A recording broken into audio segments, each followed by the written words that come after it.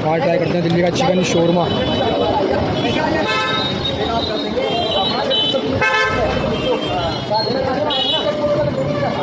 खबूस रखो यार, खबूस रोटी आती खबूस वाली हो, बढ़िया लगेगा उसमें। नहीं चलेगा